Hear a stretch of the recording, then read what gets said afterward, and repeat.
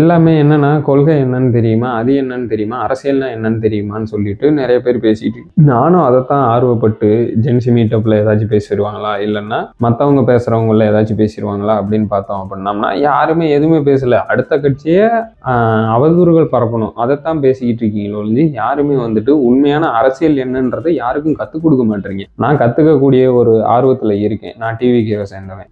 என்னை பொறுத்தளவுக்கு டிவிகேல வந்துட்டு பிறப்புக்கும் எல்லா உயிருக்கும் அப்படின்னு யாரையுமே ஏளனமா பார்க்கக்கூடாது. எங்க கட்சியிலேயே வந்துட்டு தவறுகள் நடந்துச்சு அப்படின்னா கண்டிப்பா அதை நடவடிக்கைகள் எடுக்கிறாங்க. வெளிப்புறமா நடவடிக்கை எடுத்துட்டு மறைமுகமா பின்னாடி மறைச்சு வச்சுக்கிற ஆள்லாம் கிடையாது.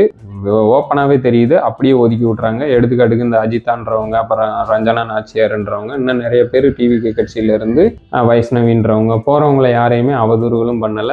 அவங்க அவதூறுகள் டிவிகேவை பரப்பும் போது அதுக்கு தக்க பதிலடியோ கொடுக்கறது மொழிஞ்சு மற்றபடி யாரையுமே இது பண்ண கிடையாது. அதுதான் இந்த டிவிகேல இருக்கிறது. ஆனா மற்ற கட்சிகள்ல, டிஎம்கேல மற்ற கட்சிகள்ல இருக்கிறது வந்துட்டு என்னன்னா, தன்னோட கட்சியில தவறுகள் செஞ்சா அதிகார பலத்தை வச்சு என்னோட லைஃப்லயே நடந்திருக்குது. பேரை சொல்ல விரும்பல.